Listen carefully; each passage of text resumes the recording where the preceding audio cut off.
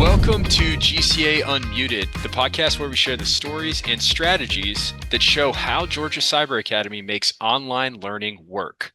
Supporting students with IEPs isn't just about meeting requirements. It's about designing a path for individual success. But how does that work in a virtual school? That's exactly what we are exploring today. I'm joined by Amy Blanchard, a special education teacher here at GCA who helps ensure that every student, regardless of their learning needs, can thrive in our virtual environment. We'll talk about how IEPs are implemented online, how virtual accommodations actually play out in real classrooms, and what it takes to truly individualize support in a digital world. Amy, can you share a story about a student whose IEP journey really stood out to you?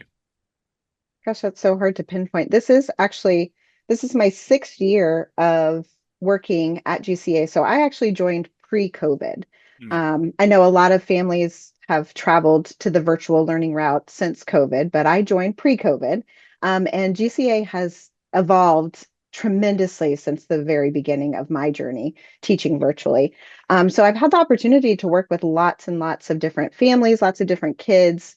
I've had some repeat families with, kids that have, joined later. So I can't particularly remember or recall one family, but I think working with families of students that have special needs and what they are experiencing is, they just want someone to help their child. Hmm. Maybe the traditional brick and mortar school hasn't worked for their child. Maybe they want to homeschool their child, but they need a little bit of support from a teacher. So we're lucky that we get, both ends of that. So it's really been fun to see the growth, especially when, families stay with GCA and they keep in touch with us and we can see the growth. Being an elementary school teacher, I teach third grade. So the families that do stay with us and continue on throughout the years, they you can see that growth and the progress that they do make. So it's just been a lot of fun to see the growth that the students can make learning virtually at home with their parents right by their side. Hmm. And do you follow the students once they're on your caseload, or do you get a new group every year? I have had in years past, I have had some kids that I've worked with for more than 1 year, but for the most part, we get new groups of students every year. Okay. And what would you say when you think about your students? What are some of their key needs? Do you see like a theme that what are their key needs or goals like at the beginning of the school year? So, and also this is pretty traditional, whether you're in a brick and mortar school or in a virtual school. Right now, the need all across America is reading. Reading is a really big area that a lot of teachers are focusing on. So reading, and you can't do anything in life if you can't read. So that is a really big focus, creating that strong foundation, getting their reading skills up to where they need to be in order for them to succeed and move on. So reading is definitely a big area of focus for us. And so how did you and your team support those students in the virtual model, right? Because you're not there in a brick and mortar, in reading. How are you like supporting them, helping them grow to read?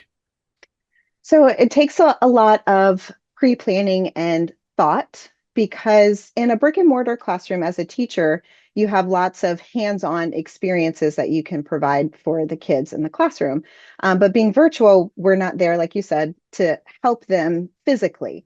So it takes a lot of kind of switching your mindset and being like, how can I reach these kids in a way that is completely different than what they're used to. So I think communication is the biggest key, especially with the families, getting to communicate with the kids, but also the learning coaches or the families that are there supporting their kids at home, creating that line of communication. So I know, because as a teacher, I only see this tiny little square. I don't see anything else that's going on. So in that 100 minutes that they're with me, it may appear to me that they're understanding what's happening, but maybe behind the scenes, they aren't understanding it fully. So creating that line of communication right up front is super duper important with the family so that they know that they can reach out to me and let me know what's going on. GCA also has a really fabulous, this is one of the things that I think we do really well. We have a lot of different resources virtually that the families can use. In our clever platform with all of the different apps and programs that we have, we offer a variety of different ways for the kids to practice those basic skills. So while we're in the classroom having to also teach the standards that they're going to be assessed on at the end of the school year, they also have access to these other programs that they can continue to work on, like iReady or IXL or Study Island or Progress Learning. All of those are available to the families to continue to work and practice on those basic skills. But we do set aside time. We also provide another, when I'm explaining it to other people that aren't familiar with GCA, I call it like our study hall that we have for the kids, and they come every day. And it's just an opportunity for us to remediate and to build up those building blocks. So right now we're working on some foundational writing skills that we can't and don't have time to work on when we're doing the standards during our regular ELA class. And it's really just, I'm having such a fun time. And it really is because it's allowing me to think and be creative in a way that I haven't had when I was in a traditional brick and mortar classroom, Mm. creating ways for the kids to engage in a different way. Mm. So can you tell me a little bit more about that? Because the next thing I was going to ask is like, so what's unique about designing and implementing an IEP in this virtual setting? Like what are you doing that's like, well, you're like, I have to think outside the box. Well, Mhm. what are like specific things that you're like, okay, I'm gonna try this. And how has it worked out? Well, it's a lot of trial and error. And, being here, this is my 6th year. I've done a lot of the trial and error, and I know kind of the things that work and the things that don't work. Working a lot on the visualization, um, making sure that they're seeing what I'm talking about. And I've learned to connect a lot with the speech therapists that we have here at GCA. They've helped me out tremendously in the reading aspect, teaching me like visual phonics, things like that, that I did some when I was in a brick and mortar classroom, but usually only when I was working with hearing impaired students that I'm also now applying to all of my students, that have special needs here at GCA. So working a lot on the visualization, getting them up out of their chairs so they're not just sitting directly in front of a computer screen for hours on end, getting them up, moving their body.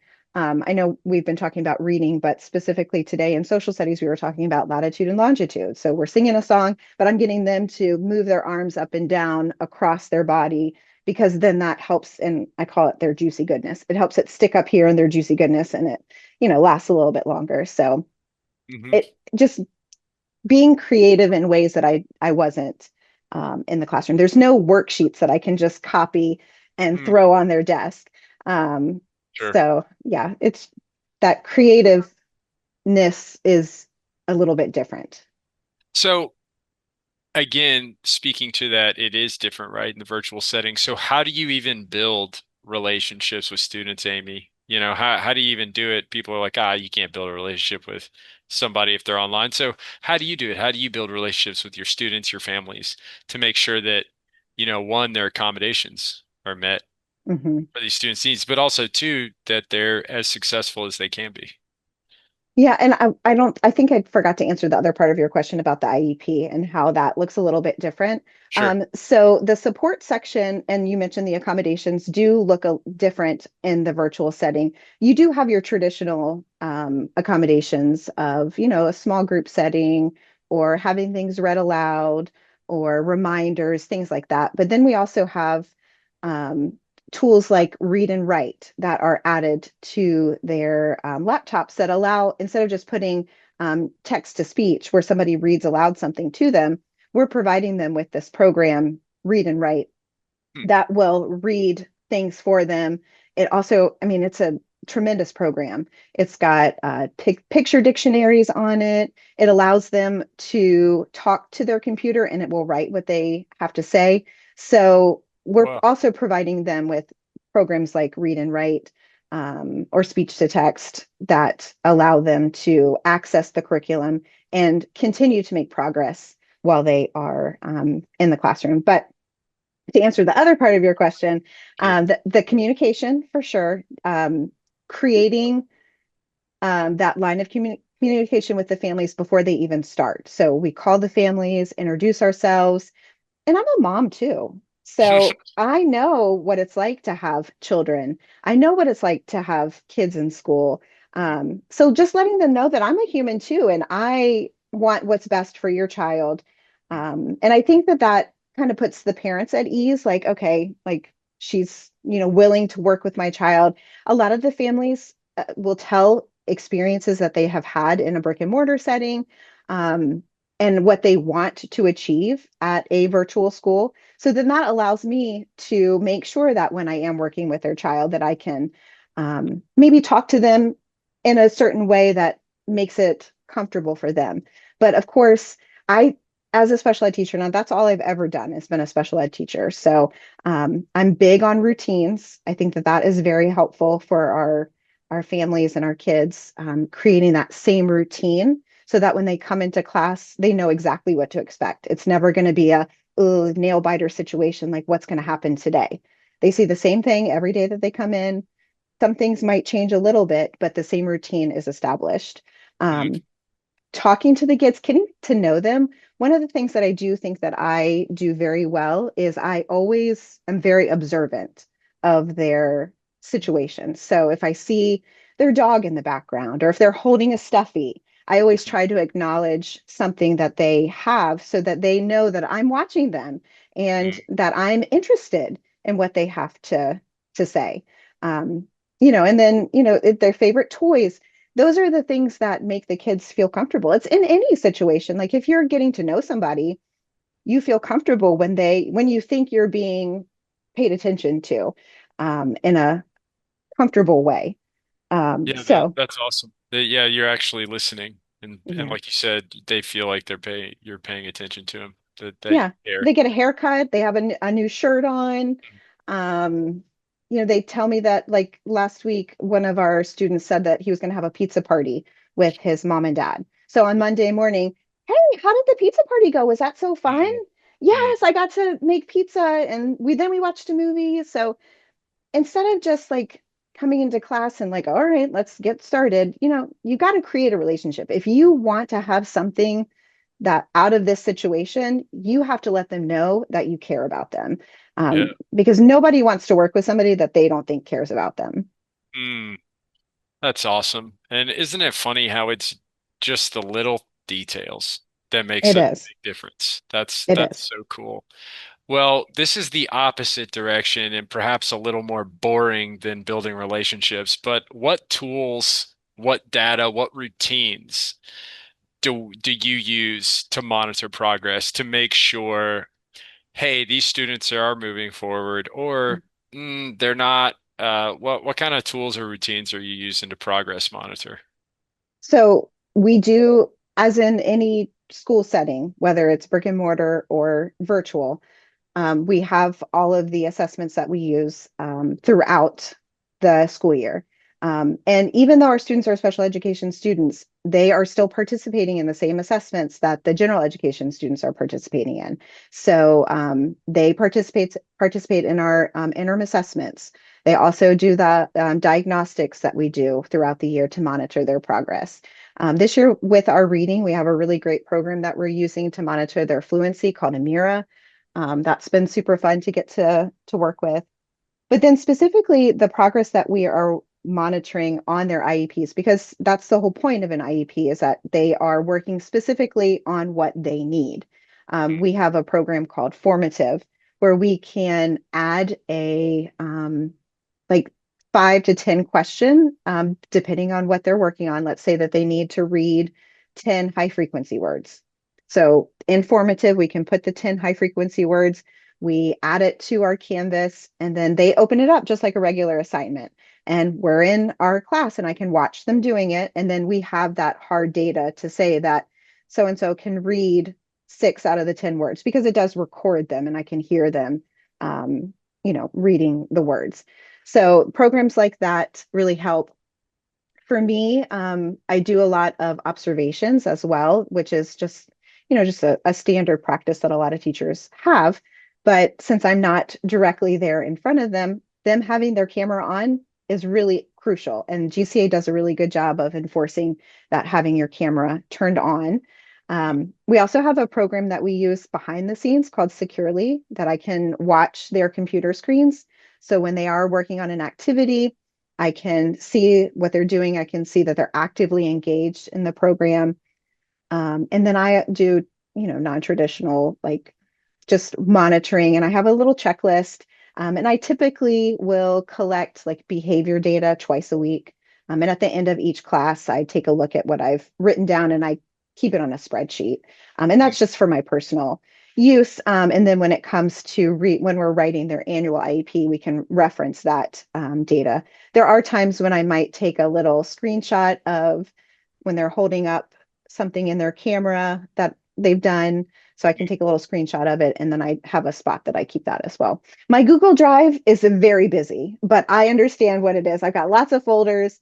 Sure. So that's kind of like the holy grail right there, the Google There, Drive. there is a method to your madness. Yes, absolutely. So, how did general education and sped teachers collaborate at GCA? Because you're a sped teacher, so Mhm. how do you guys make sure that you're collaborating and working together to make sure that like our students are successful?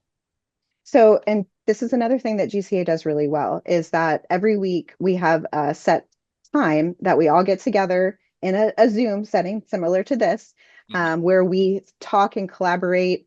I share things that I've come up with because even though they might not be a special education teacher, they may have a student that is struggling in a certain area. So something that I did with my students may be beneficial for them as well.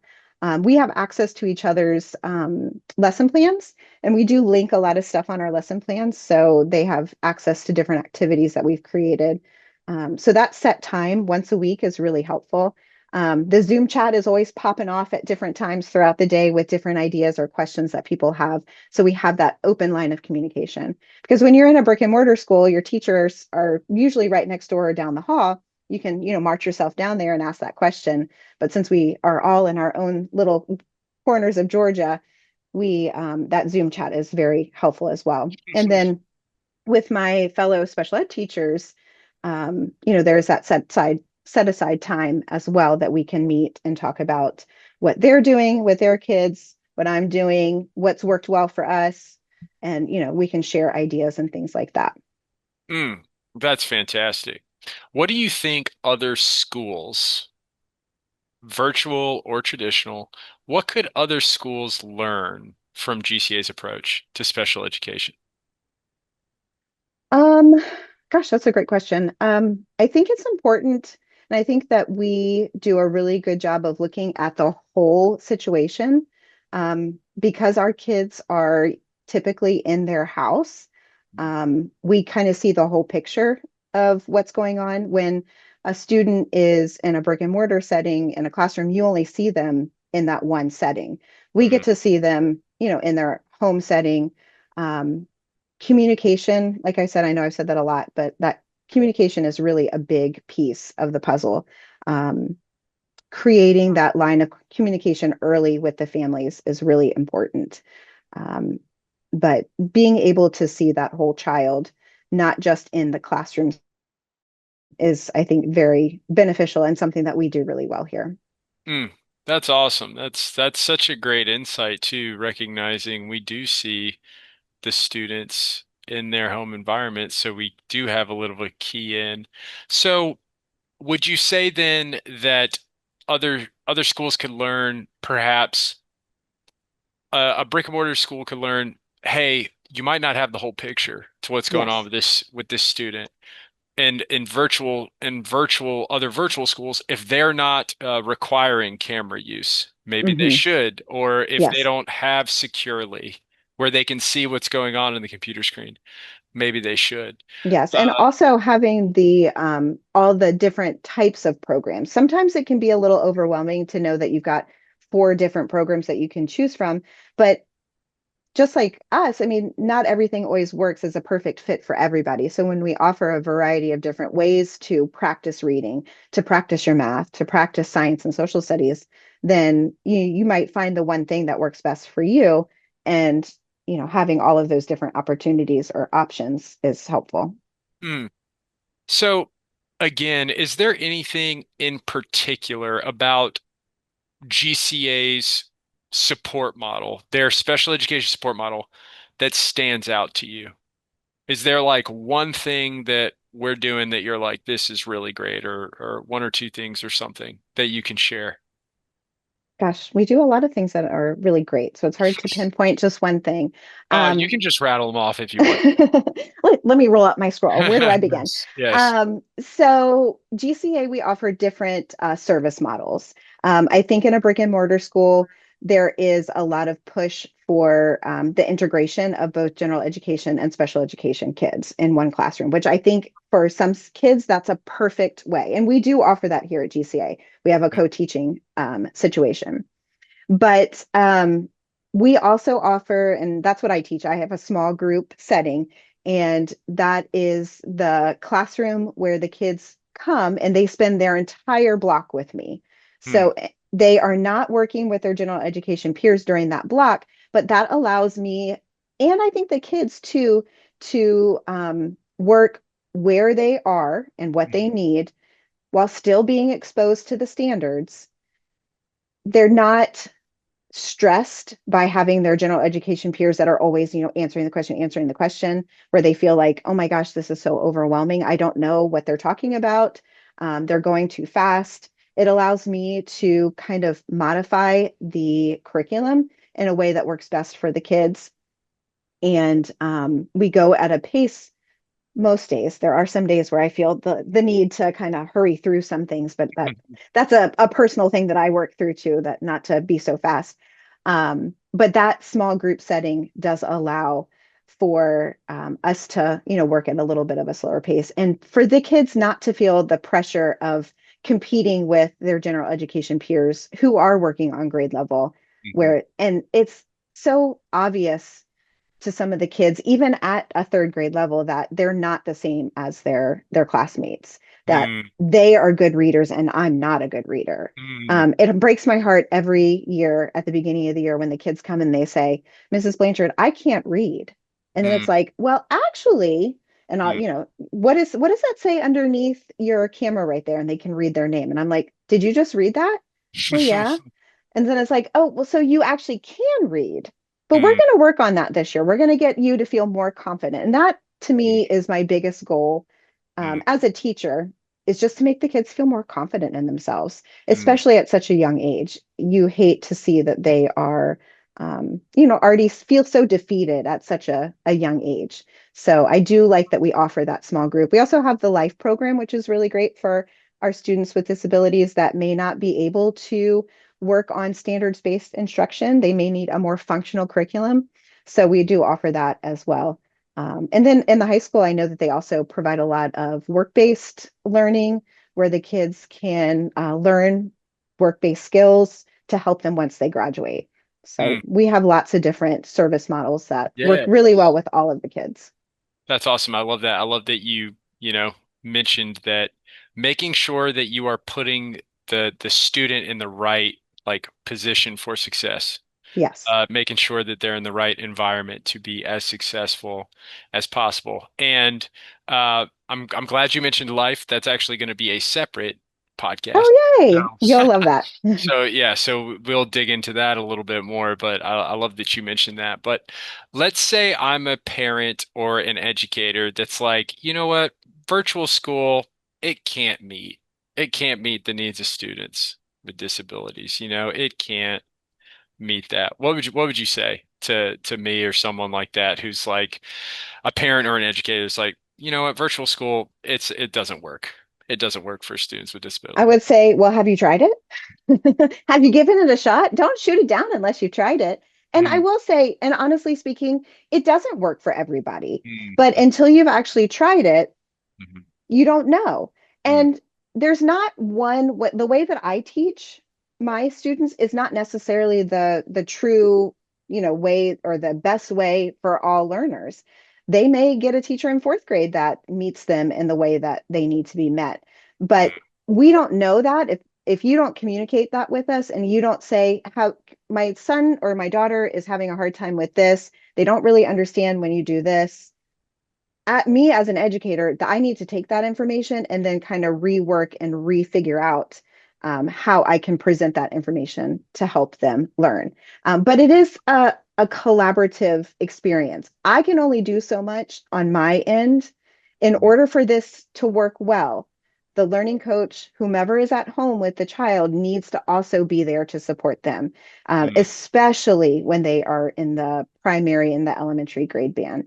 mm, We can't do this and make it successful unless they're willing to put in the work too, because it's a full-time job to be a mm, learning coach, especially if you have more than one child at GCA. It can be successful, but you have to also be there, keep that communication open with the teachers, provide that support and that extra practice time at home. Because when the computer turns off, learning isn't over. There are other things that you still need to be doing, but you have to be there to make sure that the 8-year-old is still doing that. Because I don't know about you, but when I was 8, I would, if I wasn't told by my mom or my dad, then it was, I'm mm. done. Sure, sure, sure. Yes, no. My 9-year-old son is very, yeah. If I don't tell him what to do, he's not doing it. Exactly. But that's really fair and an honest insight that it is a partnership, right? With our families, our teachers, they're partnering with the parents for their child's Hmm. success.